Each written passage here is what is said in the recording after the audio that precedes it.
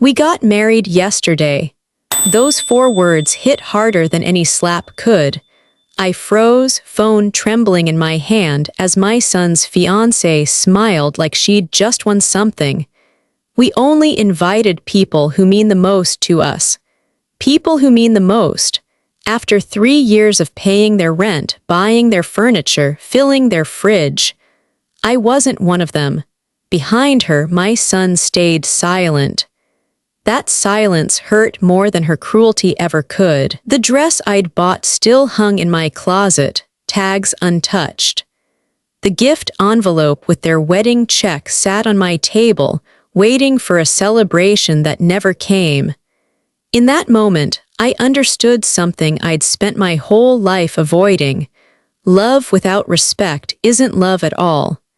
And that was the day I stopped being the mother who paid for everything, and became the woman who finally said no. They say there are moments in life that split your world in two, before and after. You never see them coming. You wake up expecting a normal day, pour yourself a cup of coffee, maybe hum along to the radio, and then one sentence changes everything. For me, it was 7 words. We got married yesterday. Only special people were there. I still remember the sound of her voice, smooth, deliberate, dripping with satisfaction. It was the kind of tone people use when they know they're about to break something inside you and want to see how deep the crack will run. It was late Saturday morning in Portland. The sky was the color of damp paper, and the rain hadn't started yet, but the clouds were already heavy. I had just finished folding laundry when I decided to call my son, Aaron. It had been 3 weeks since he and Mila got engaged, and I hadn't heard a word about the wedding date. He'd always been a little forgetful, a little distracted, but he'd never ignored me this long. I smiled as I dialed his number, still in my robe, my hair tied back. I thought maybe he'd answer and say, "Mom, we've been meaning to surprise you. We set a date." I even imagined him sounding boyish again, the way he used to when he was 8 and brought me wildflowers from the park. Instead, when the line connected, I heard background noise. Music, laughter, glasses clinking. "Hey, Aaron," I said, my voice light, casual. "Hi, honey. I just wanted to check in about the wedding. Did you two decide when it'll be?" There was silence. The kind of silence that doesn't belong on a happy phone call. Then, faintly, I heard Mila's voice behind him. "Give me the phone," she said, like she was taking something fragile from a child. And then she said it. "We got married yesterday." At first, I thought I'd misheard. My mind scrambled to make sense of it. Maybe she meant they'd scheduled the wedding for next year. Maybe she was joking. Maybe this was one of those trendy, pretend wedding rehearsal things I'd seen on social media. But before I could ask, she added, with a smile I could hear through the phone, "We only invited people who mean the most to us." The words hit me so hard I forgot to breathe. The air seemed to collapse around me. I could hear my own pulse echoing in my ears, fast and uneven. I forced out a small, confused laugh. I must have misunderstood. You mean your parents were there?" "Oh, of course," she said sweetly. "And his sister, a few friends, just close people. Intimate, you know." Intimate. The word landed like an insult. I'd spent the last 3 years helping them build their lives together, paying half their rent when Aaron lost his job, helping with the down payment for their car, buying groceries when Mila was between contracts. Every time they said, "We'll pay you back soon," I smiled and said, "Don't worry about it." I thought that's what mothers do, but apparently mothers weren't special people. "Clara," Mila's tone softened, almost pitying. "I know you're probably hurt, but we didn't want a big fuss. You understand, right?" My throat tightened. "Yes," I said, though I didn't. Good, she replied quickly. We'll stop by tomorrow, show you the pictures. Click, the line went dead. For a moment, I just stood there in my kitchen, the receiver still pressed to my ear, the hum of the dial tone filling the silence. The window beside the sink reflected my face, flat, pale, stunned. I looked like someone who'd been emptied out from the inside. I put the phone down and noticed the envelope sitting on the counter. Inside was a check I'd written the week before for $800 to help Mila cover some wedding expenses. I stared at it until the numbers blurred. I felt stupid, so stupid. By the afternoon, the city had turned gray and wet. The kind of rain that isn't loud, just constant, steady, almost polite, but heavy enough to make you feel trapped indoors.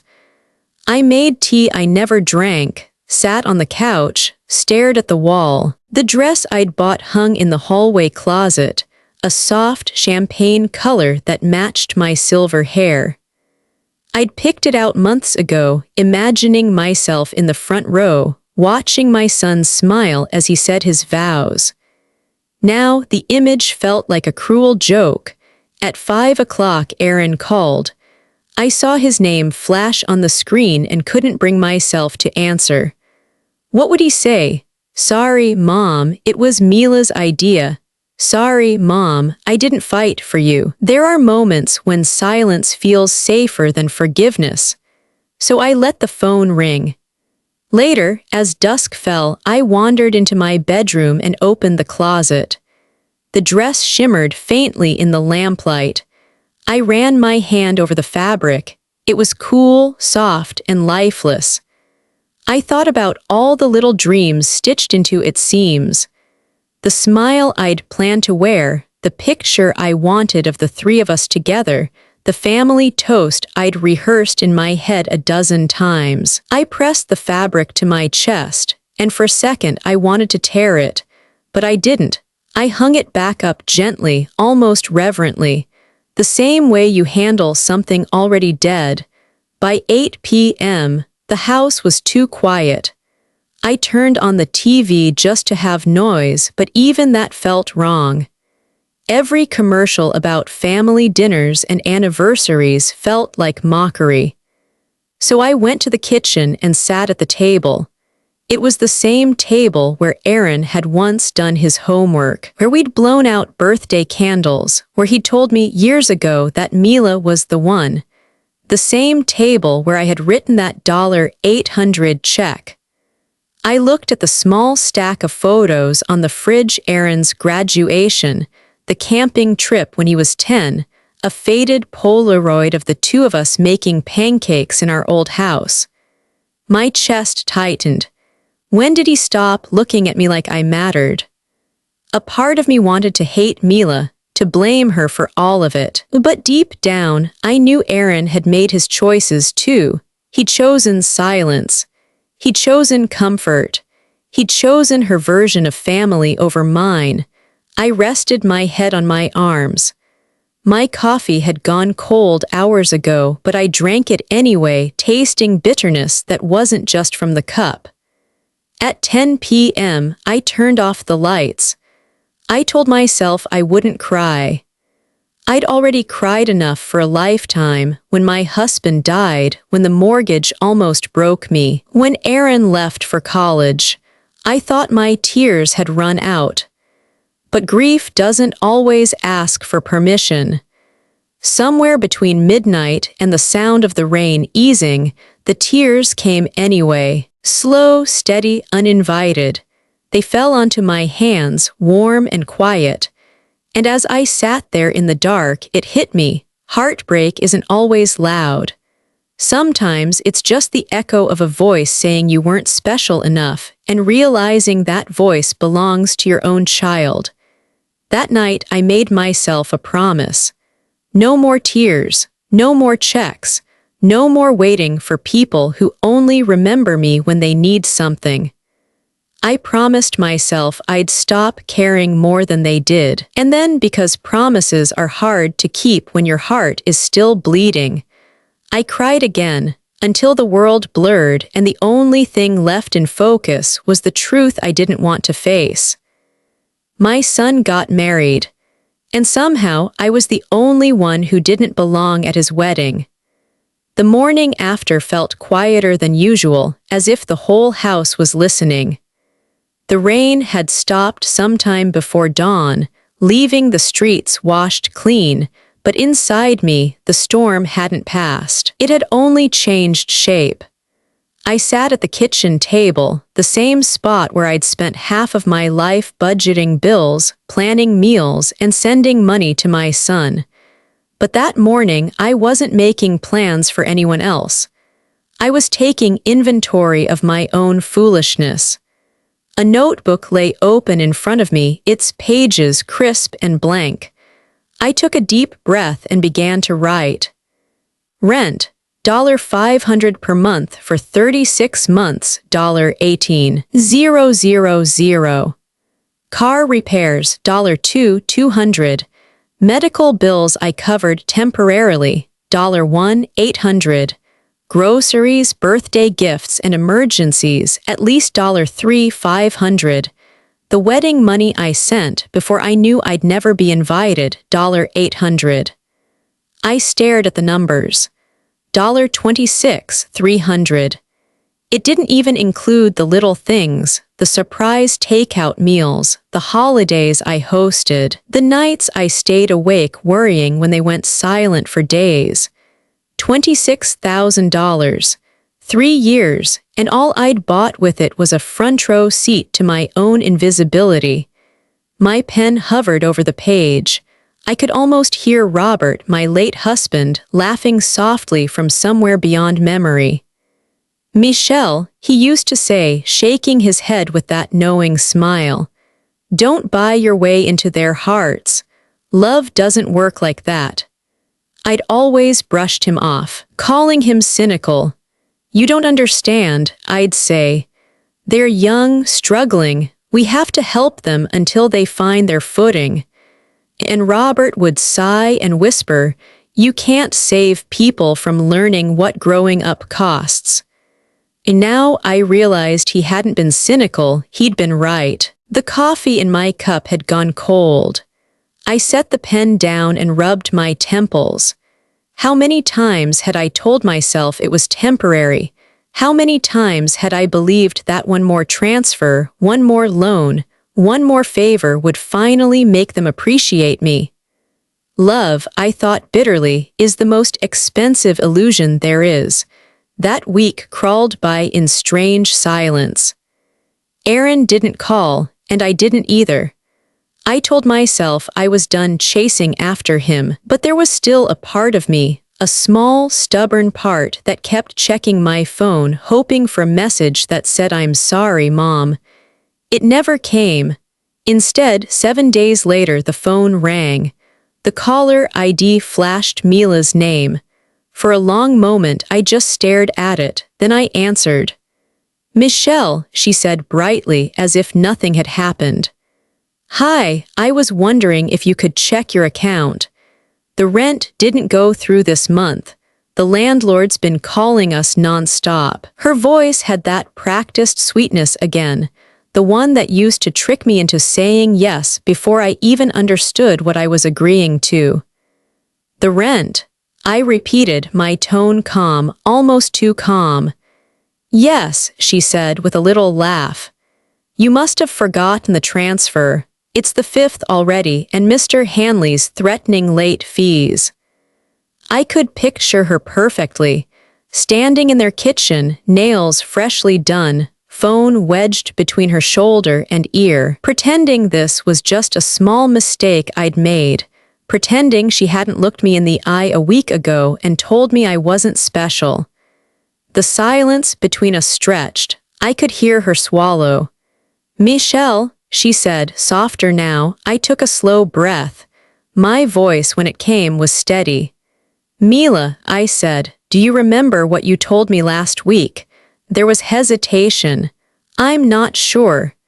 You said you only invited the people who mean the most to you. The line went quiet.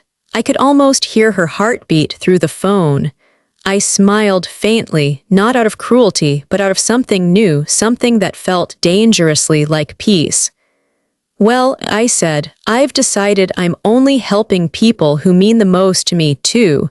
Silence. Long, deep, suffocating. Michelle, I don't understand, she stammered. I think you do. For a few seconds, all I could hear was her breathing. Then, like a cornered animal trying to sound calm, she said, You don't mean that. You've always been there for us. I replied quietly. But not anymore. Before she could say another word, I ended the call. For the first time in years, I didn't feel the need to explain myself. I didn't shake, I didn't cry, I didn't feel guilty. I just sat there in the silence, realizing that my entire life I'd been confusing generosity with love, that I'd been using money as a language, begging them to understand affection in the only way I knew how to give it. But love given out of fear isn't love, it's currency. And I'd spent mine until I was broke in every way that mattered. That night, I poured myself a glass of wine and sat on the porch. The street smelled of wet cedar.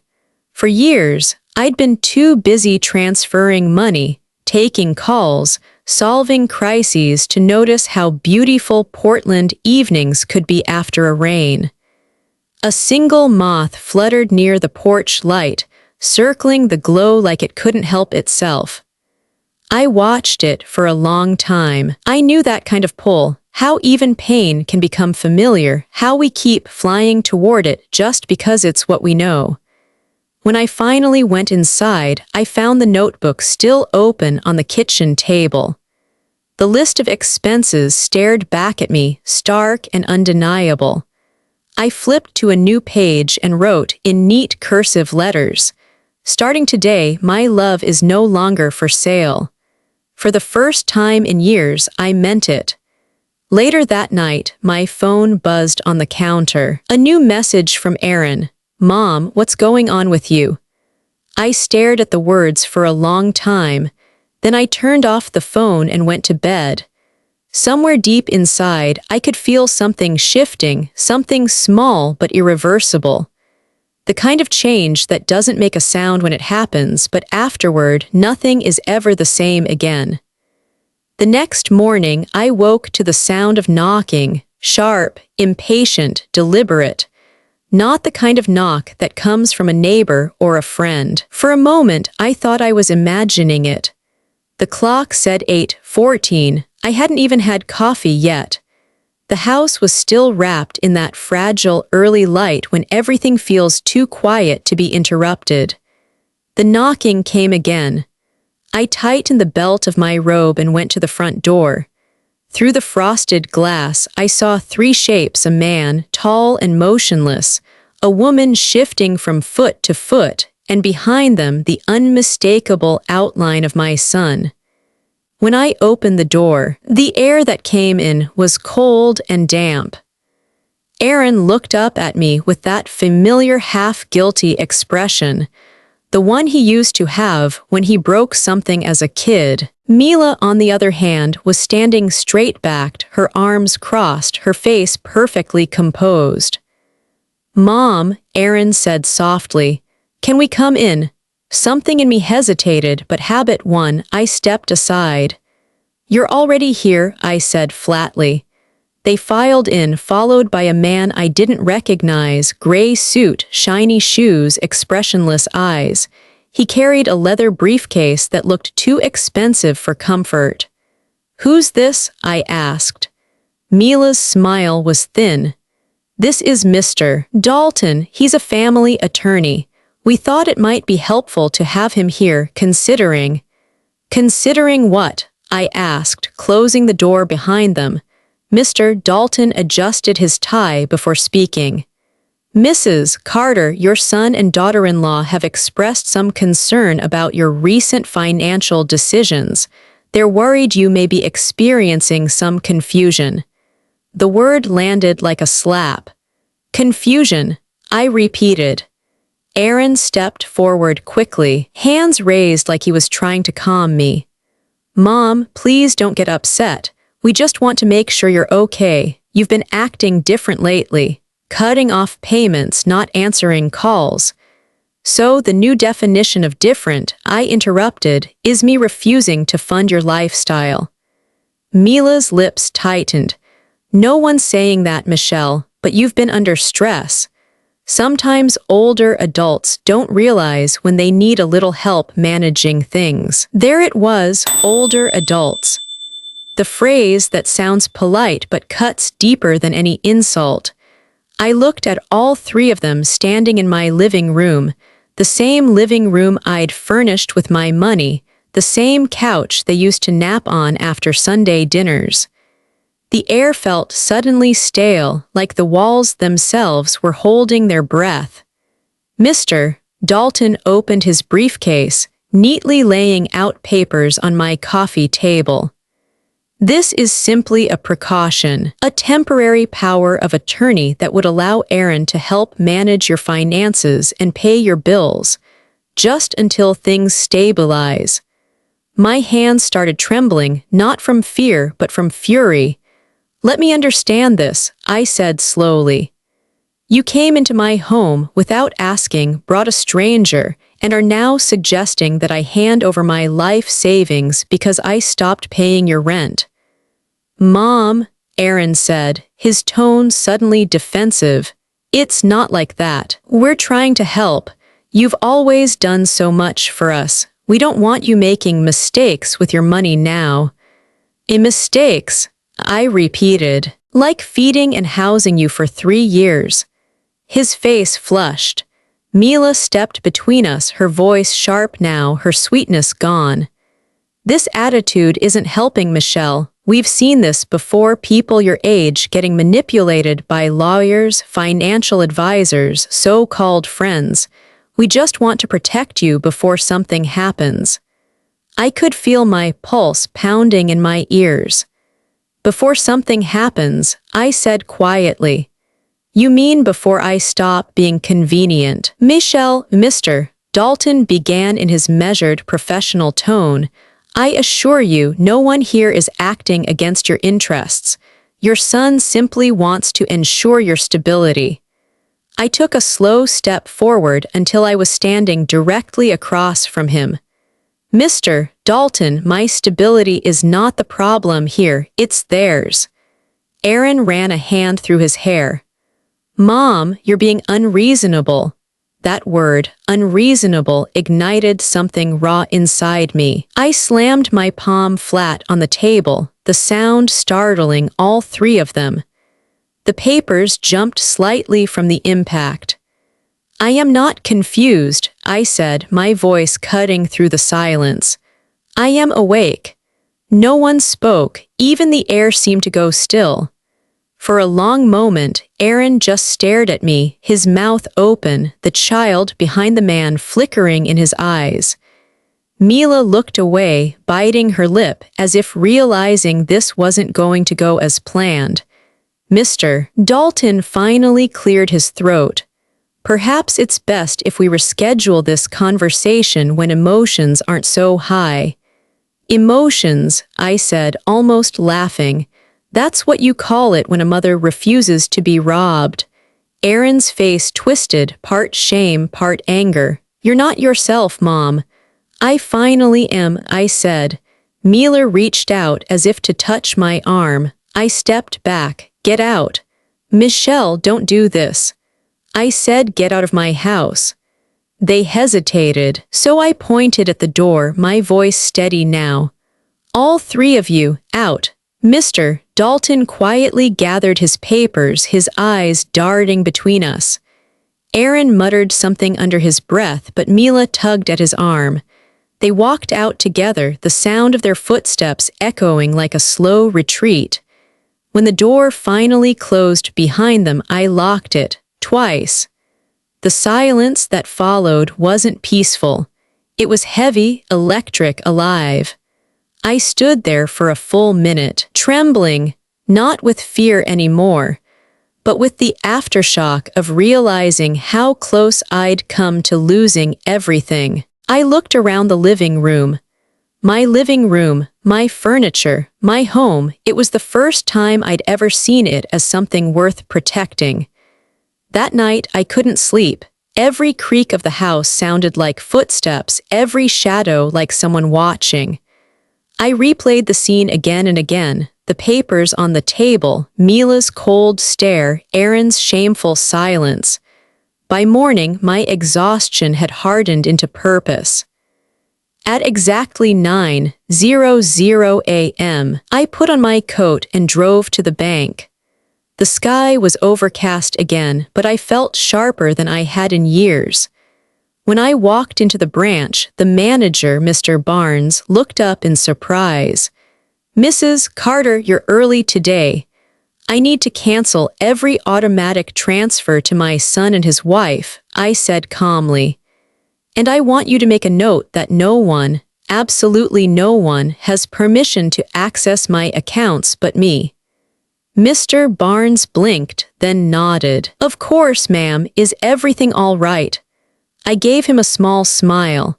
"Not yet, but it will be." As I signed the forms, I caught my reflection in the glass partition. The same face, the same tired eyes, but behind them something new, something fierce. Outside, the wind picked up, shaking the trees, scattering yellow leaves across the parking lot. A storm was coming, one I'd spent years pretending I could avoid. This time, I was ready to face it. The bank smelled like polished wood and disinfectant. Sterile, safe, the kind of place where logic is supposed to rule over emotion. Yet as I stood at the counter that morning, clutching my folder of documents, my heart was hammering like it had a life of its own. The manager, Mr. Barnes, looked genuinely surprised to see me. "Mrs.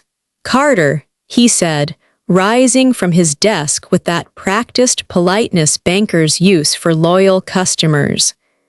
"You're here early. Is something wrong?" "Not wrong," I replied, though the word almost slipped out. "Just overdue." He gestured toward his office. "Come in, let's talk." I sat in the chair opposite his tidy oak desk, and for a moment the hum of printers and keyboards around us felt almost comforting. This was the place that had quietly moved my money for decades, steady, predictable, indifferent. Now, it was where I would take my life back. "I need to cancel all automatic transfers to my son, Aaron Carter, and his wife, Mila," I said, sliding my checkbook and ID toward him. "Immediately. And I want to remove any linked authorizations they might have." Mr. Barnes frowned slightly, typing something into his computer. "Of course. You've been making those transfers for quite a while, haven't you? 3 years. "Exactly 3, I said. "And every month, right on time. I was reliable, maybe too reliable." He stopped typing, looked up, and studied my face. "Mrs. Carter, are you sure about this? I've seen many families rely on each other, but what you're describing, well, it sounds like you've been carrying more than your share." I smiled faintly, the kind of smile that hurts to hold. "I thought that's what mothers were supposed to do, carry it all quietly." Mr. Barnes leaned back in his chair, then nodded with a firm kindness that almost undid me. "You're doing the right thing, Mrs. Carter, trust me." He printed a series of documents, thin, official-looking papers that would sever years of obligation in just a few signatures. My hand didn't tremble once as I signed them. Next came the passwords. New ones, long ones, ones no one could guess.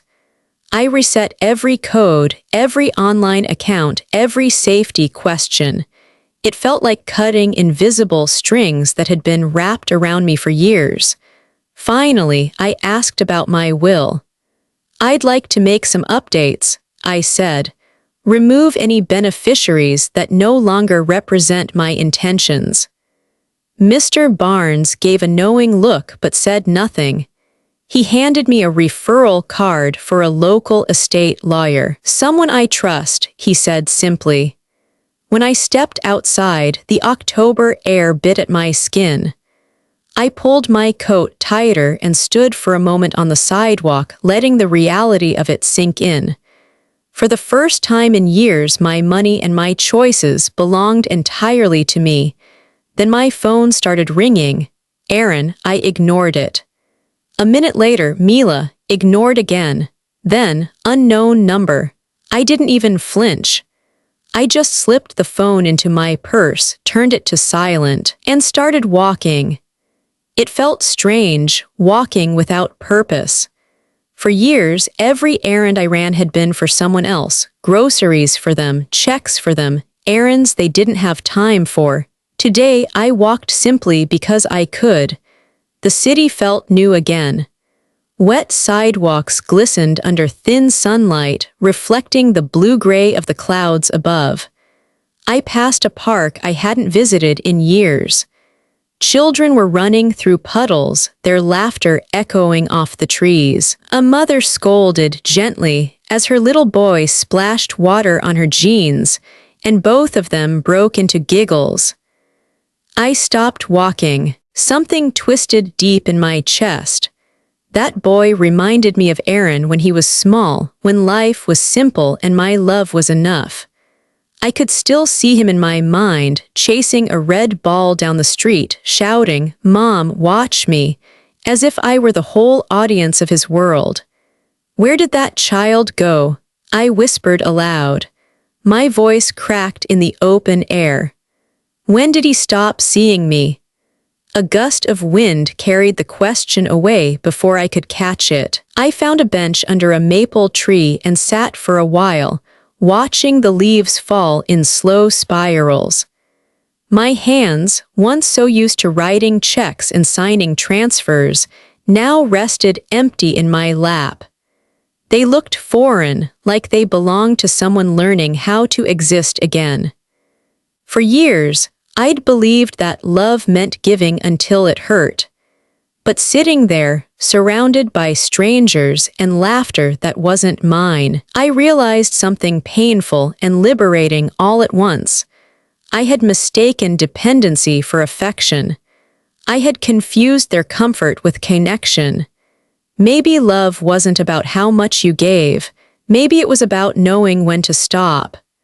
By the time I stood up to leave, the sky had begun to darken. The streetlights blinked on one by one, their reflections rippling across the wet pavement.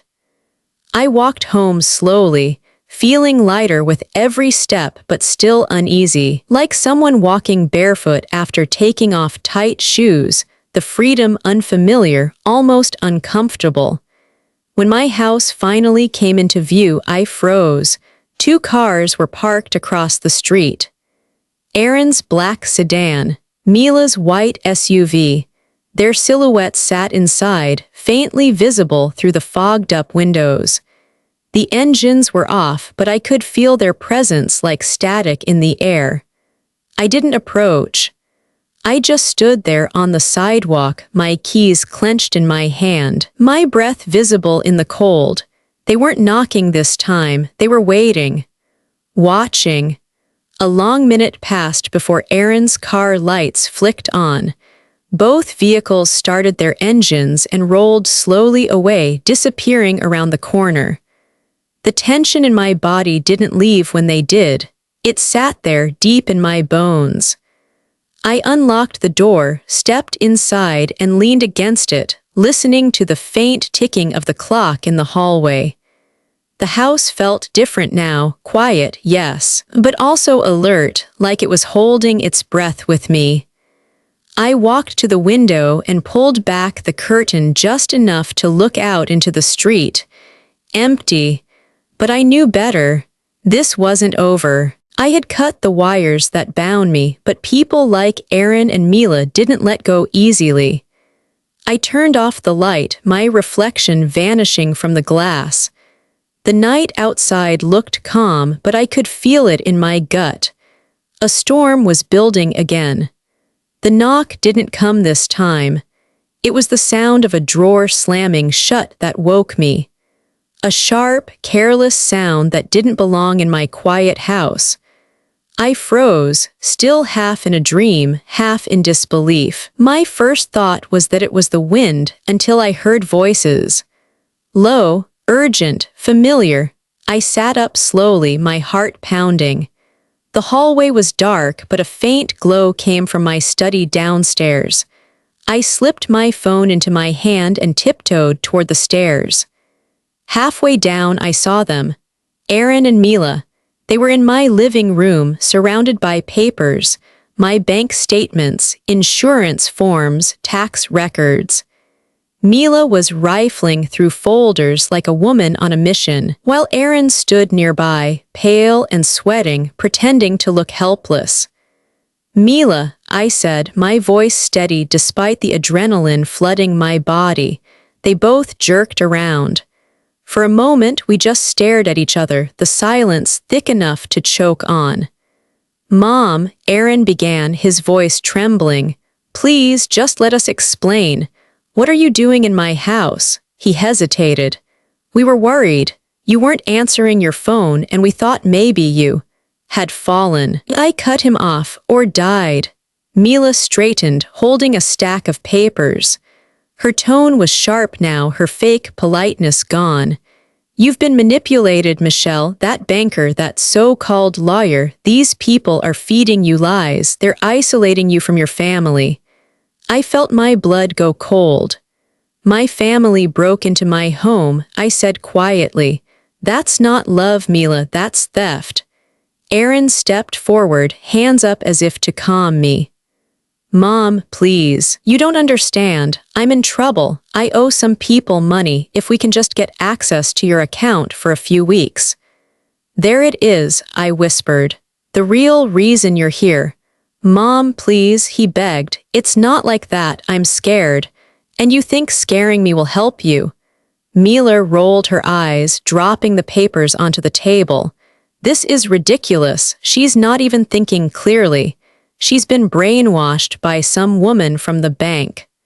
"That woman from the bank," I said evenly, "has done more to protect me in 1 hour than either of you have in 3 years." Aaron's expression cracked. "You're twisting things. You're sick, Mom. You've changed." He took a step closer. I took one back. "No," I said, "you changed the moment I stopped paying your bills." The air was sharp with tension now, the kind that hums before something explodes. Mila's tone turned icy. "We were only trying to help, Michelle. If you keep pushing us away, we'll have to do something for your own good." "Is that a threat?" "It's a warning." My voice rose before I could stop it. "Get out." Aaron looked stunned. "Mom, get out of my house." My hand was shaking, but I was done being afraid. I grabbed my phone and dialed 911. My voice was firm, controlled, almost detached. "Yes," I said to the operator. "My son and his wife have broken into my home. I need police assistance." Mila's eyes widened. "You're calling the police on your own son." I looked right at her. "I'm calling them on the strangers who broke into my house." The silence that followed was suffocating. Aaron looked like a man caught between rage and humiliation. When the sirens approached minutes later, their blue and red lights spilled through the windows, painting the walls in flickering color. The officers entered, calm and professional, but their presence filled the room with finality. "Ma'am," one of them said to me gently, "can you step aside for a moment?" I nodded, moving to the doorway while they spoke to Aaron and Mila. Mila tried to charm them. Aaron tried to explain. None of it mattered. The officers were firm. Within 10 minutes, the two of them were being escorted to the door. As they stepped outside, Aaron turned back to me. His face was red, eyes glistening with betrayal. "You didn't have to do this," he said, his voice shaking. "You didn't have to make it like this." I felt something break inside me, not anger, not guilt, just a hollow ache. "You did that yourself," I said softly. The door closed behind them with a heavy click. When the police left, the house felt both larger and emptier than ever. I walked through the living room, picking up the papers they'd scattered across the floor. Receipts, letters, a photo of Aaron when he was little, grinning, missing 2 front teeth. I sat down on the couch and stared at that photo for a long time. My hands shook as I held it. I remembered the way he used to crawl into bed when he was scared of storms, whispering, "Don't worry, Mom, I'll protect you." Somewhere between that child and the man who'd stood here tonight, something beautiful had died. By midnight, I was still sitting there. The house creaked around me. Every noise made me flinch. I'd never felt unsafe in my own home until now. I thought about locking every door twice, but what good were locks when the people you loved most already had the keys? The question played in my mind over and over: when did love turn into theft? I didn't know the answer. Maybe it happened slowly, so slowly that I didn't notice until the day I finally said no. Around 2 in the morning, I finally stood and went to the kitchen. The window above the sink reflected my face, tired, older, but harder now, too. I poured myself a glass of water, then picked up the phone. My hand hesitated only once before dialing the number Mr. Barnes had given me at the bank. When a calm female voice answered, I said, "I need legal advice. It's about my son." That was the first time I admitted out loud that the person I needed protection from was my own child. And though the words tasted bitter, they were also the first honest thing I'd said in years. The next morning, I woke up to a kind of silence I'd never known before. Not peaceful, not empty, just clean. The kind that comes after a storm when everything dangerous has finally passed, at least for the moment. But my mind wouldn't stop racing. Every time I closed my eyes, I saw Aaron's face, the anger, the disbelief, the shame. I replayed Mila's voice accusing me of being manipulated, and the image of them rifling through my papers. It was all burned into me like a brand. By noon, I had made up my mind. I showered, dressed, and drove to the office of Julia Kent, attorney at law, the name Mr. Barnes had scribbled on a card the day before. Julia's office was on the 3rd floor of a small brick building downtown, above a florist shop that smelled faintly of lilacs. When I walked in, the receptionist looked up and gave me a sympathetic smile, as if she already knew the kind of client I was. A few minutes later, Julia appeared. She was in her early 50s, tall, with a calm, grounded presence.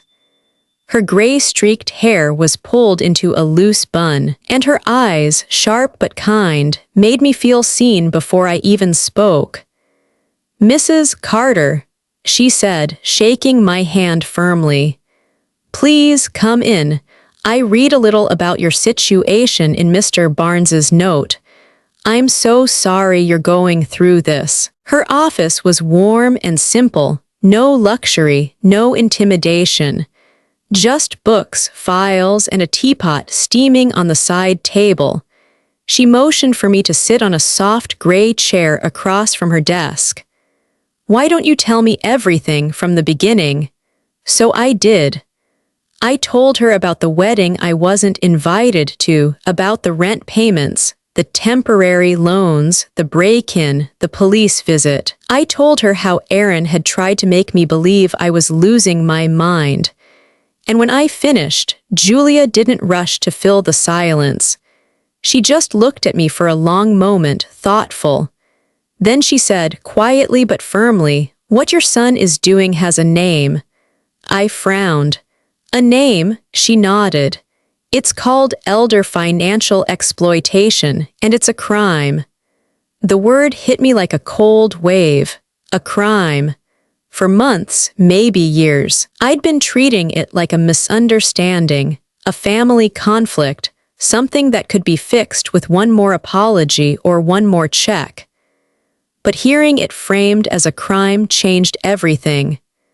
Julia leaned forward, hands folded on her desk. "You're not crazy, Mrs. Carter. You're being manipulated.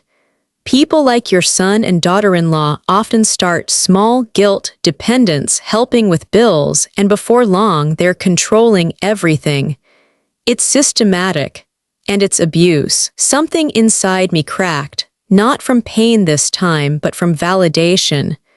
I wasn't imagining it. I wasn't overreacting. I wasn't an old woman losing her grip.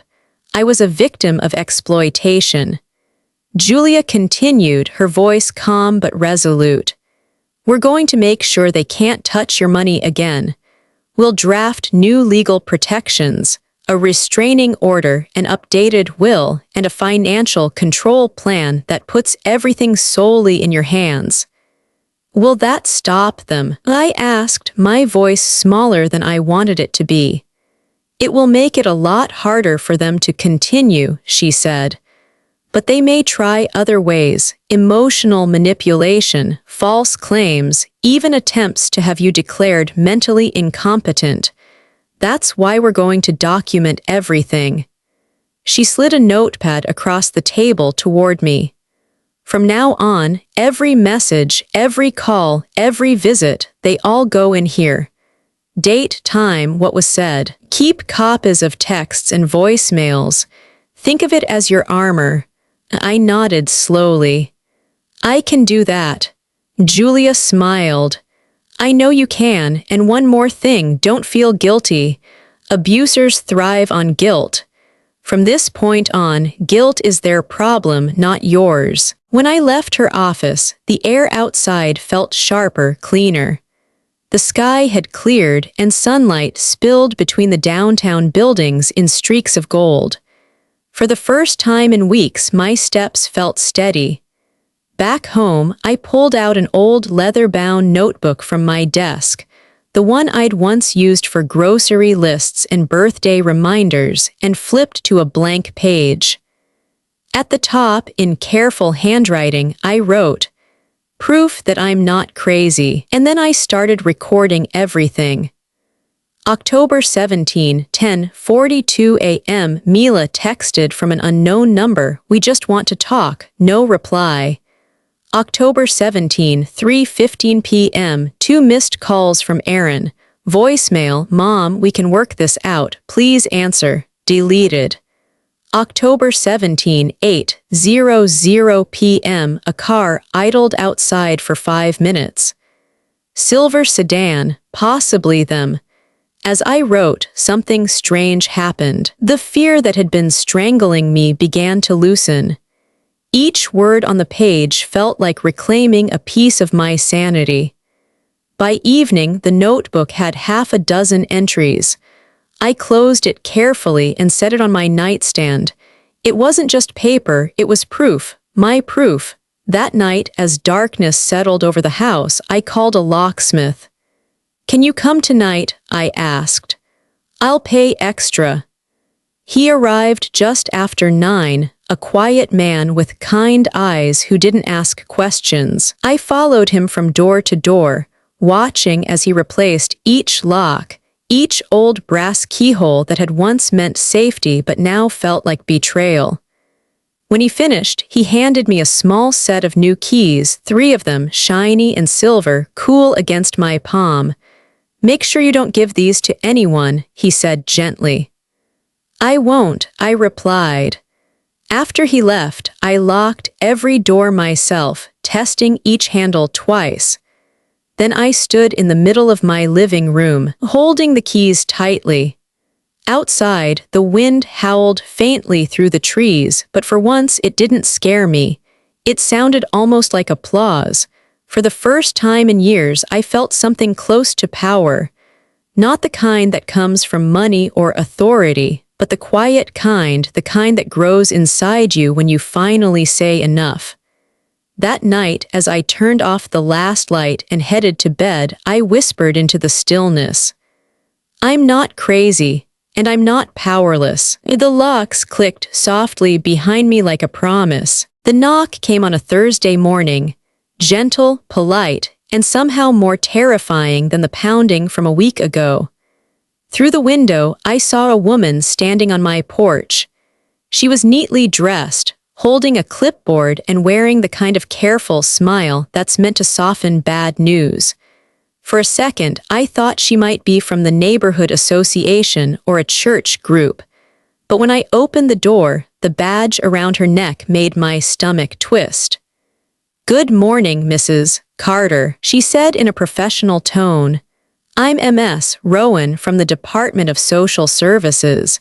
We received a report that you might be in an at-risk situation. I just need to ask you a few questions."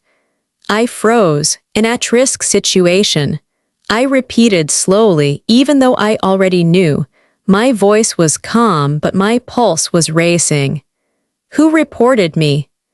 "I'm not at liberty to say," she replied gently. But the report mentioned possible confusion, isolation, and financial vulnerability. It's routine to follow up in cases like this. I didn't need to hear the names. I could already see their faces. Mila's smirk, Aaron's guilt. The ground seemed to tilt beneath me for a moment. They did it. They'd actually gone that far. I steadied myself and spoke carefully. "MS. Rowan, I'm not refusing to cooperate, but before I answer anything, I need to call my attorney." "That's not necessary," she began. "Oh, it's absolutely necessary," I said, and I shut the door halfway, leaving her standing politely on the porch. With shaking fingers, I dialed Julia's number. She picked up after one ring. "Julia," I said, my voice breaking. "They sent a social worker, right to my door." Her voice was calm, unflinching. "Don't panic, I'll be there in 20 minutes. Don't say a word until I arrive." I hung up, locked the door again, and stood there staring at it. The house, which had just begun to feel like a fortress, now felt violated again, this time not by force but by deceit. MS. Rowan stayed outside, waiting patiently, probably thinking I was the confused old woman she'd been warned about. 20 minutes later, Julia's car pulled into the driveway. She walked up the steps with the quiet confidence of someone who'd done this 100 times before. When I opened the door, her calm eyes met mine. "Let's handle this," she said simply. We invited MS Rowan inside. She took a seat in the living room, clipboard on her lap, pen poised. Her tone was courteous but distant, the kind of empathy people learn in training sessions. "Mrs. Carter, your family expressed concern that you may be the victim of manipulation by outside parties," she began. "They mentioned sudden financial changes, new locks, and what they described as paranoid behavior." Julia didn't even let her finish. "And I assume they failed to mention that this woman's son and daughter-in-law broke into her home, attempted to access her financial records, and have been pressuring her for money for years." MS. Rowan blinked, caught off guard. "That wasn't in the report." "I'm not surprised," Julia said, "because the report wasn't made out of concern, it was made out of retaliation." She opened her briefcase and laid out a stack of documents on the coffee table: bank statements, police reports, photos of the mess left after the break-in. "Everything is here. Mrs. Carter has been the target of financial exploitation, manipulation, and emotional abuse. You can verify every transfer, every call, every visit. We have it all documented." I watched MS. Rowan scanned the papers, her expression shifting from polite skepticism to quiet embarrassment.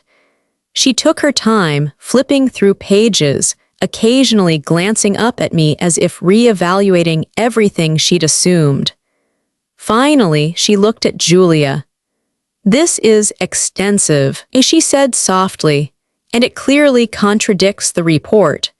Julia nodded. "Exactly. My client is of sound mind and fully capable of managing her affairs.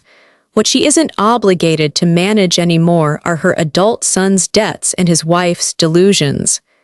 I almost smiled, even through the tremor still running through me. Ms. Rowan closed her clipboard and set her pen down. "Mrs. Carter," she said, turning to me now with genuine warmth, "I'm very sorry for the intrusion. It's clear you're not at risk, you're simply protecting yourself. I'll make sure this report is closed immediately." I exhaled slowly, my hands trembling in my lap. "Thank you," I managed to say. She stood, offering a small, apologetic smile. "I hope you won't take this personally. Sometimes family members misuse our system to try to gain control. Unfortunately, it's not uncommon." "I know," I said quietly. "It's just the first time it's happened to me." When she left, Julia waited until the sound of her car faded before speaking. "They'll destroy anything to get my money," I said, my voice breaking for the first time. "Even my reputation, my sanity." Julia placed a steady hand on mine. "Then we'll make sure they can't." Something in the way she said it, firm, absolute, made the tears finally come. But they weren't tears of fear this time. They were something else, something heavier, more cleansing. For months, I had been gaslit into questioning my own memory, my own reality. Now, for the first time, someone had looked at the chaos and said, "You're not crazy, you're right." When the tears stopped, I wiped my face and took a long, shaky breath. "What happens now?" Julia leaned back slightly, thoughtful. "We'll file a report of our own with supporting documentation. That will protect you from any future false claims. But Michelle," her tone shifted, cautious now, "they might go further." I frowned. "Further how? If they are desperate enough, and from what you've told me they are, they could try to take this to court. They could claim you're mentally unfit and petition for guardianship." I felt a chill crawl up my spine. "You mean they could try to have me declared incompetent?" "Yes," she said softly. "It's rare, but it happens, and we'll be ready if it does." She gathered her papers and gave me one last, reassuring look. "Don't let them see you panic. Fear is their favorite weapon. From now on, every time they push, you push back with evidence." After she left, the house was silent again, but the silence felt different this time. Not fragile, fortified. I walked into the kitchen and looked out the window. The trees were bare now, their branches trembling in the wind. Somewhere out there, I knew Aaron and Mila were planning their next move. But I wasn't the same woman they had once bullied and guilted into submission. This time, I had names for their cruelty. This time, I had proof. And this time, I had someone on my side. The war for my sanity had begun. And for the first time in years, I wasn't afraid to fight. The following week, I did something I hadn't done in years. I went out, not to the bank, not to the lawyer, not to run an errand for anyone, but just out. There's a small cafe 2 blocks from my house. It's the kind of place that smells like cinnamon and old books, where the barista knows the regulars by name and every table has a small vase of flowers. I used to love it, back when life was slower, simpler, and my mornings belonged to me. That morning, I sat by the window with a cup of black coffee and my notebook, the one labeled "Proof that I'm not crazy." I'd been recording every call, every incident, every emotion, but for once, I didn't want to write about them. I wanted to write about myself. The door chimed and a woman in her late 60s walked in. She wore a soft blue scarf and carried herself with quiet grace. She ordered tea, then hesitated when she noticed the empty chair across from me. "Do you mind?" she asked. "Not at all," I said. She smiled and sat down. "You live around here, don't you? I've seen you walking by a few times." I nodded. "Yes, I used to come here often. I'm trying to start again." Her eyes softened. "Trying to start again. I know that feeling well." We chatted lightly at first, about the weather, about the cafe's music, about how the world had changed. But somewhere between her second sip of tea and my third of coffee, she tilted her head and said, "You seem like someone carrying too much in silence." I hesitated, then let out a breath I didn't realize I'd been holding. "My son and his wife tried to take my money. They almost succeeded." She didn't gasp or look shocked. She just nodded slowly as if I'd told her something she already knew. "I'm Evelyn," she said softly, "retired nurse, and my daughter did the same." The air between us changed. She told me how her daughter had convinced her to co-sign a mortgage, then forged her name on withdrawals. How, when Evelyn discovered it, the daughter accused her of dementia to cover her tracks. "It's amazing," Evelyn said bitterly, "how quickly love can turn into strategy when money's involved." For the first time in months, I didn't feel the need to defend myself or explain every detail. She already understood. Her calm voice, her steady eyes, they felt like a mirror. "Did you ever forgive her?" I asked quietly. Evelyn stirred her tea, watching the steam curl upward. "Forgiveness is complicated," she said. "I stopped trying to fix her, that was enough." Her words sank deep. Stop trying to fix them. It was something I'd never considered because my whole life had been about fixing, smoothing, saving.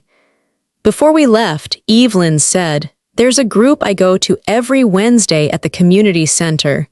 Just a few of us, women who have been through similar things. You might like it." I almost said no. The idea of sitting in a circle talking about my humiliation felt unbearable.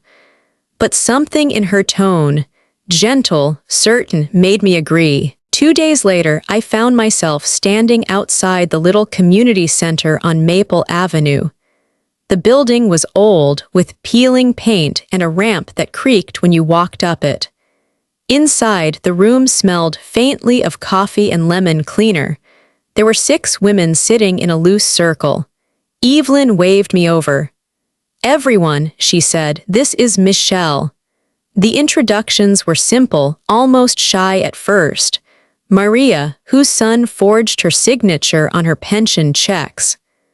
Ruth, whose daughter drained her savings for a fake business venture. Joanne, who'd been declared legally incompetent, then fought her way back. Each story was a variation of the same heartbreak. Trust twisted into leverage, love used as a weapon, but there was also laughter. Dry, knowing laughter that only people who have survived something unthinkable can share. As I listened, I felt something shift inside me. For so long, I had believed my story was a shameful outlier, something too painful to speak aloud. Now I saw that I was part of a quiet army, women who had given too much, loved too much, and finally learned the cost of both. Evelyn looked at me across the circle. "It's strange, isn't it?" she said. "The ones we love most become our undoing, but somehow they also become the reason we finally wake up." I nodded, swallowing the lump in my throat. "It's like I kept thinking love meant saying yes," I said softly, "but I'm starting to realize love sometimes means saying no." Ruth smiled sadly. "That's not cruelty, dear, that's survival." We sat together for 2 hours. There were tears, yes, but there was also something stronger, solidarity. Every word, every nod, every shared silence rebuilt a small part of me I thought was gone. When the meeting ended, Evelyn walked me out to the parking lot. The sun was setting, and the light made the cracked pavement glow. "How do you feel?" asked. "Like I'm not the only one who lost everything," I said. She smiled. "You didn't lose everything, you're still here, that's what matters." That night when I got home, I opened my notebook again, my journal of proof. But this time I didn't write about threats or lies. I wrote about Evelyn, about Maria, Ruth, and Joanne, about how pain, when shared, stops being a prison and starts becoming a bridge.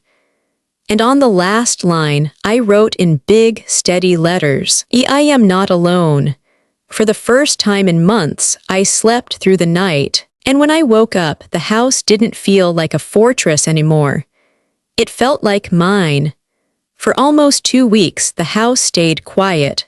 Too quiet. No calls. No cars idling outside. No new reports or false accusations. It was the kind of silence that feels like peace until you realize it's only the pause before another blow. The call came on a Tuesday afternoon. I was in the garden pruning roses when my phone buzzed. It was Julia. Her voice was calm, but there was something tight beneath it. "Michelle," she said, "I need you to come into my office. They've filed a petition." "A petition?" She hesitated. "Aaron and Mila are taking this to court. They're claiming you're mentally unfit to handle your finances. They're requesting legal guardianship." The pruning shears slipped from my hand and fell into the dirt. For a moment, the world tilted again, like it had the day Mila said they were married. Only this time, it wasn't my heart breaking. It was my faith in what was left of my son's conscience. When I finally spoke, my voice didn't sound like mine. "So they're really doing it. They're actually trying to take everything." "Yes," Julia said gently, "but we'll be ready." By the time I arrived at Julia's office, she already had the documents spread out across her desk. Legal papers, thick and crisp, stamped with the county seal. "They're moving fast," she said, sliding one toward me. "Their lawyer submitted statements from 3 witnesses, your neighbor, Mr. Dunlap, your pharmacist, and a doctor, Leland, who claims you've shown signs of cognitive decline." I blinked. "I've never even met a doctor, Leland." Julia's jaw tightened. "That's because he doesn't exist. I checked the medical board. No one by that name is licensed in the state." It was so absurd I almost laughed. "They made up a doctor." "Apparently," she pointed to another section of the file. "They also have a statement from your neighbor claiming you scream in the middle of the night, that you talk to yourself, that you've been seen wandering aimlessly." My stomach turned. "That's ridiculous, I've never—" "I know," Julia interrupted softly, "and we'll prove it." But it wasn't just anger I felt. It was grief. Not for the money, not even for the lawsuit, but for the simple truth that my own son would twist lies so easily. For years, I'd believed that deep down, somewhere inside him, there was still the boy who used to bring me wildflowers and say, "For you, Mom, because you like pretty things." Now, all he brought were papers designed to destroy me. Julia slid another document toward me. "We'll counter their claims with an independent psychological evaluation. I've already spoken with someone, Dr. Evelyn McAdams. She's one of the most respected cognitive specialists in the state. Her reports are airtight. If anyone can show the court who you really are, it's her." I nodded slowly. "Do I need to study for it?" Julia smiled faintly. "No, Michelle, you just need to be yourself." Dr. McAdams' office was in a converted brownstone downtown, warm and lined with books. She was a petite woman in her early 60s with silver hair cropped close and kind eyes that saw everything. "Mrs. Carter," she greeted me. "Why don't you sit down? I understand this evaluation isn't your idea, but I'm glad you agreed to it." "I'm here because my son says I've lost my mind," I replied, forcing a smile. "So I suppose this is my chance to prove I haven't." Her lips twitched with a sympathetic half-smile. "Let's start there." The tests took nearly 3 hours. She asked about my daily routines, my finances, my memories, then moved on to logical puzzles, memory sequences, and problem-solving tasks. I answered each one carefully, my mind sharp with focus and quiet rage. At one point she asked, "What motivates you to fight this?" I looked her straight in the eye. "Because I spent my life teaching my son honesty, and now I have to teach him what happens when you try to destroy it." When the session ended, Dr. McAdams closed her folder and said, "I don't usually share results before the report is filed, but you deserve to hear this. Your cognitive and reasoning scores are well above average for your age. You're lucid, articulate, and fully competent." Relief washed over me so suddenly I had to sit down again. "Thank you," I whispered. She placed a gentle hand on mine. "You're not the first mother to face this, and you won't be the last, but you are one of the few who fought back before it was too late." Later that afternoon, I met Julia at her office again. She was reviewing Dr. McAdams' preliminary notes, a faint smile tugging at the corner of her mouth. "This report is bulletproof," she said. "They can't argue with it. You're of completely sound mind." I leaned back in the chair, exhausted but steady. "So what happens now? They'll be served with a notice that you've complied with an independent evaluation. The court will review both sides, then we'll face them in a hearing." My hands were still trembling slightly, but not from fear this time. It was adrenaline, the rush of finally standing my ground after years of being trampled. I looked at Julia, and something fierce flickered inside me. "If they want a war," I said quietly, "then I'll bring the truth." Julia met my gaze, unflinching.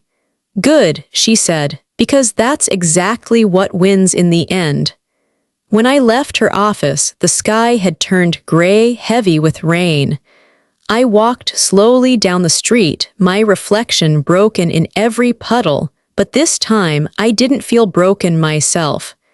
For the first time in months, I wasn't reacting to their chaos. I was preparing for my own justice. The courthouse smelled faintly of polished wood and nerves. I could hear the hum of quiet conversations, the shuffle of papers, the echo of heels down the marble corridor.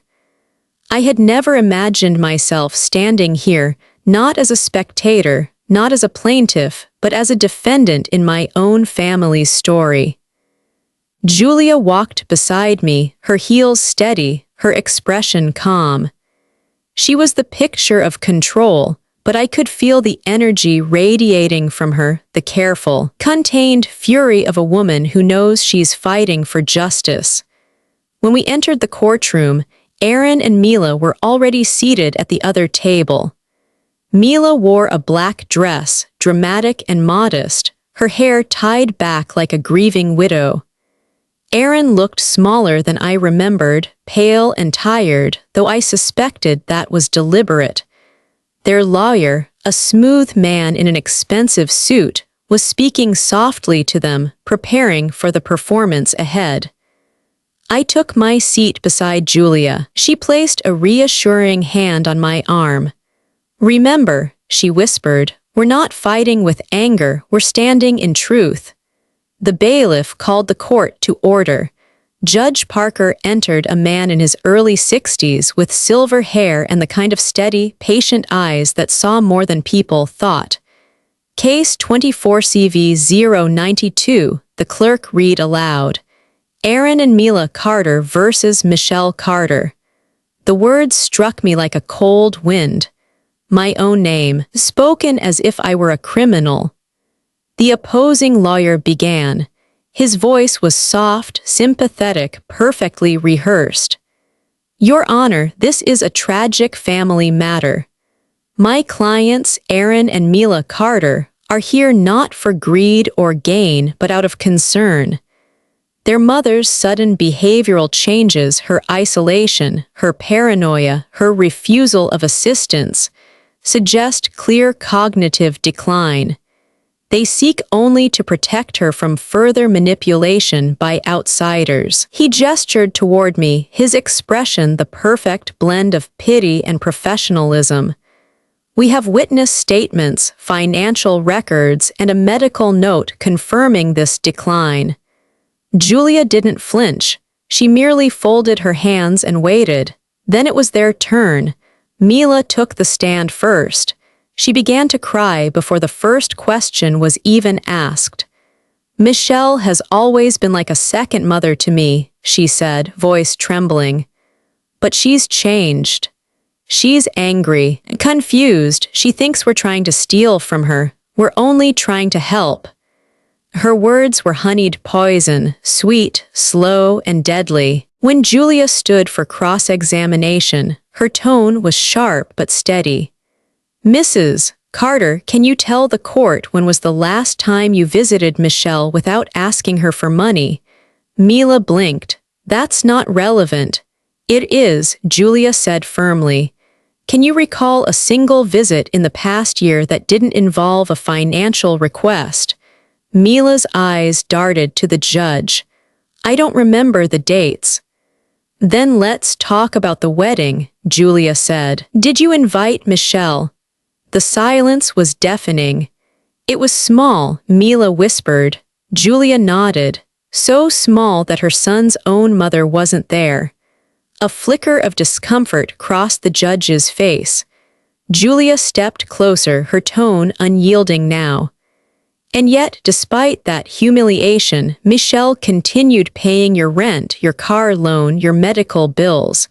That doesn't sound like confusion, Mrs. Carter. That sounds like love. Mila's lawyer objected, but the damage was done. Then Aaron took the stand. Seeing him swear to tell the truth made something inside me crack open. He looked down at his hands the whole time, never meeting my eyes. My mom's always been generous, he said softly. But lately she's been different. She changes passwords, locks doors, avoids calls. She thinks everyone's out to get her. Julia rose again. Mr. Carter, are you aware that your mother changed her locks after you and your wife entered her home without permission? Aaron's head jerked up. That's not what happened. Police records say otherwise. She handed a document to the judge. Filed October 10th. Officers confirmed unauthorized entry and issued a warning. Aaron's lawyer tried to object again, but Judge Parker raised a hand. Overruled. Continue. Julia walked a few paces closer. Her voice softened now, not out of sympathy but precision. Mr. Carter, would you say your mother has supported you financially in recent years? Yes, he said cautiously. Approximately how much?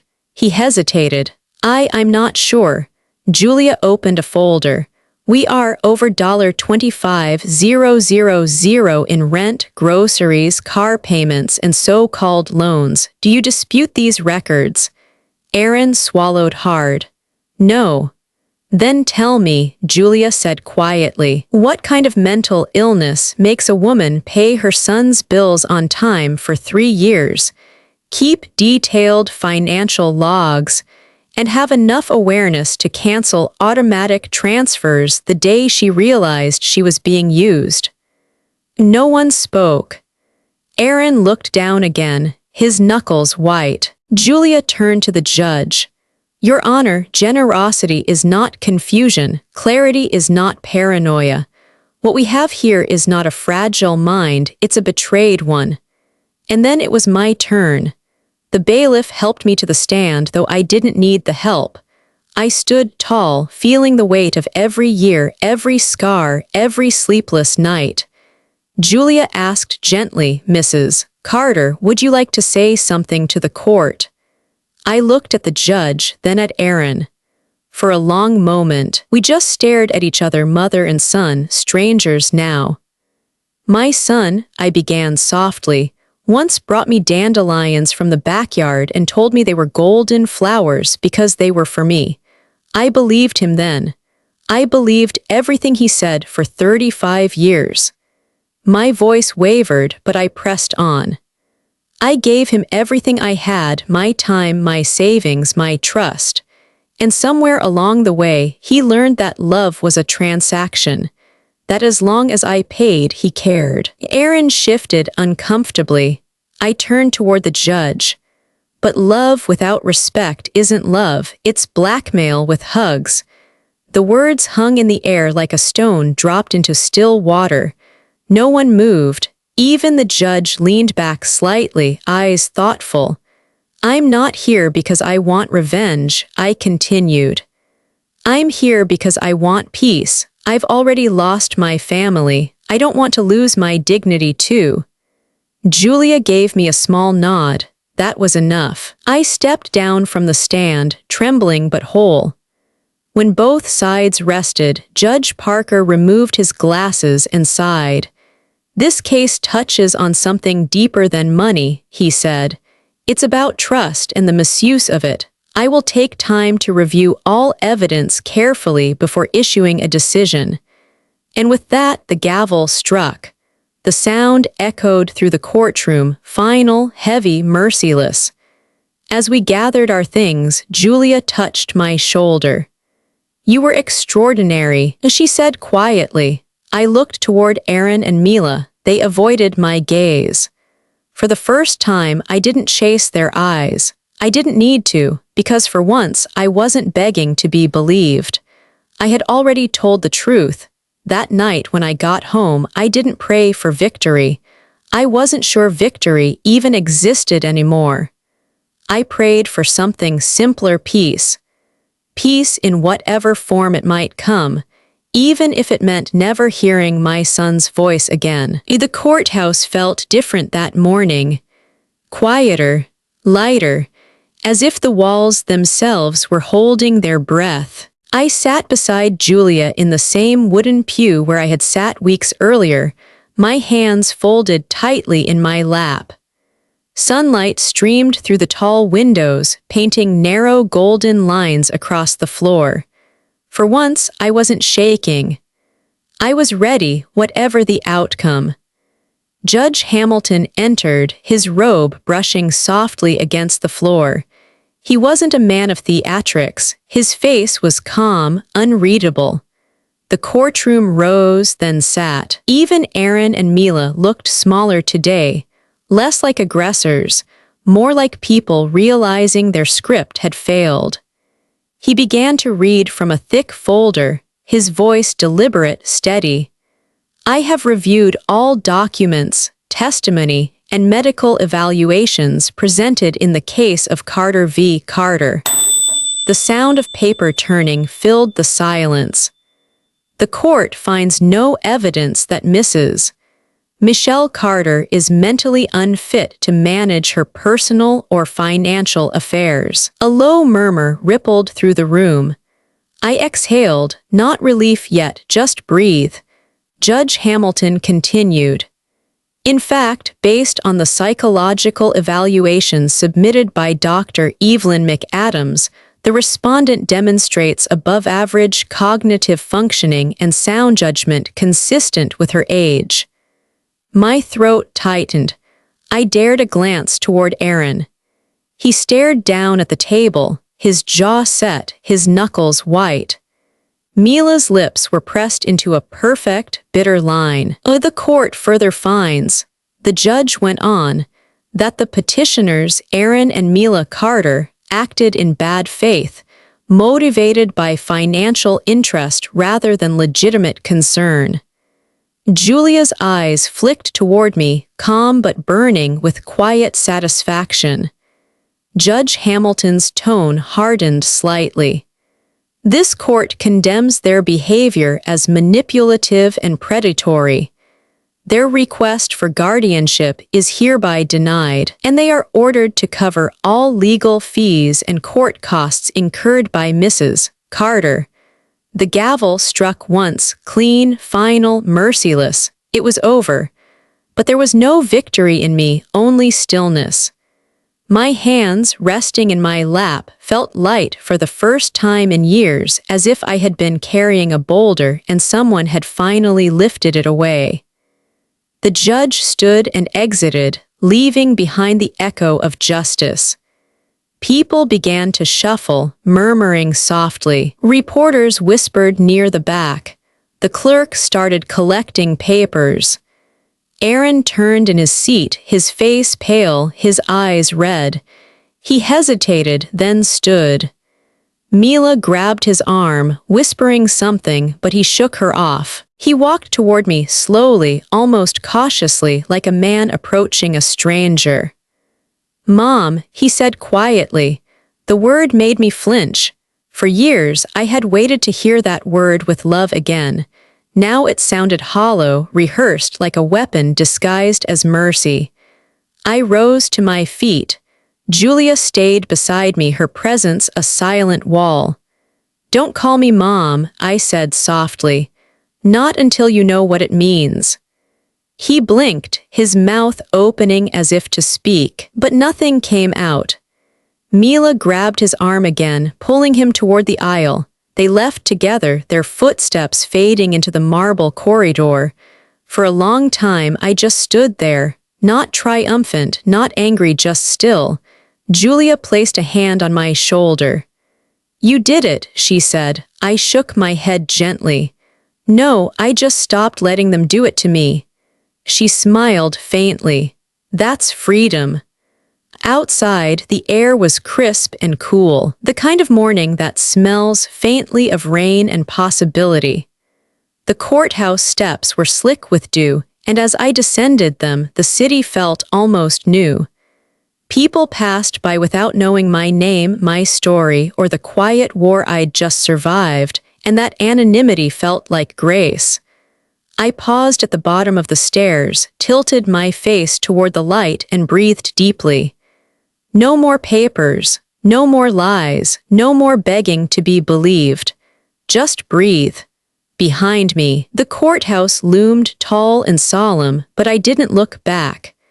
There was nothing left in there for me, no vengeance, no triumph, just the closing of a door I had finally locked from the inside. I thought about Aaron, not as the man he'd become, but as the boy he once was, chasing fireflies in our backyard, his laughter echoing into summer dusk. I wished him peace, even if it had to happen far away from me. For myself, I wished for quiet, and as I walked down the sidewalk, the autumn wind catching my hair, I whispered into the open air, "I'm free." The words didn't echo, they didn't need to. They settled gently, like truth finding its place at last. The ocean had long since quieted. Months had passed since the trial, since the shouting and the shame. Yet in the stillness that followed, something new began to grow, not joy exactly, but peace. The slow, steady kind that comes only after you've lost everything you thought you couldn't live without. At the Maple Senior Resource Center, I still taught my little class on financial boundaries. Every week, new faces came in, some trembling, some angry, some just tired. I'd pour them coffee, sit them down, and tell them what no one had told me soon enough. You're not selfish for protecting yourself. You're not cruel for saying no. You're surviving, and that's sacred work. Evelyn would always nod at that, smiling from across the table like a proud sister. The women clung to those words the way I once clung to hers. Healing had become circular. What I gave returned to me, and what I learned became a bridge for others to cross. We started a little project together, a community hotline for seniors in distress. A few of our old neighbors even began volunteering. The very town that once whispered gossip about me now whispered gratitude. Maybe, in a quiet way, the world was changing too. One late afternoon, I drove again to the Oregon coast, to the same cliff where I'd scattered Henry's ashes. The wind was gentle this time, the tide soft, forgiving. I stood barefoot on the sand, the hem of my jeans wet with salt water, and whispered, I finally kept my promise to live with dignity. A part of me still ached, not for money, not even for Aaron, but for the years I spent mistaking love for permission. I had carried guilt like a cross, thinking motherhood meant endless sacrifice. But now I understood, to love someone is not to lose yourself for them. That night I returned home and sat on the porch as the sky opened into twilight. The world was hushed, but not empty.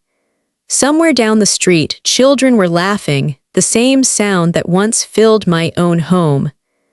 I wrapped my shawl tighter around my shoulders, took a slow sip of coffee, and watched the horizon fade into gold. Freedom, I realized, isn't loneliness. It's finally having the space to love yourself. The crickets began their evening song. I smiled, not because everything was perfect, but because I was still here, still breathing, still learning. Maybe I lost a son, but I found myself. I leave you with this. If you had to choose between being loved falsely or living truthfully, which would you choose? Because sometimes peace doesn't come from forgiveness or revenge. It comes from courage.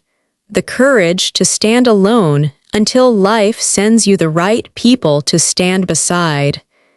Tell me in the comments, would you have had the strength to walk away from your own family if they betrayed you? What would you have done in Michelle's place? If this story touched you, share it with someone who needs to remember that self-respect is not selfish. And don't forget to subscribe for more stories about strength, second chances, and the quiet beauty of healing. Because sometimes, surviving is the most powerful kind of love there is.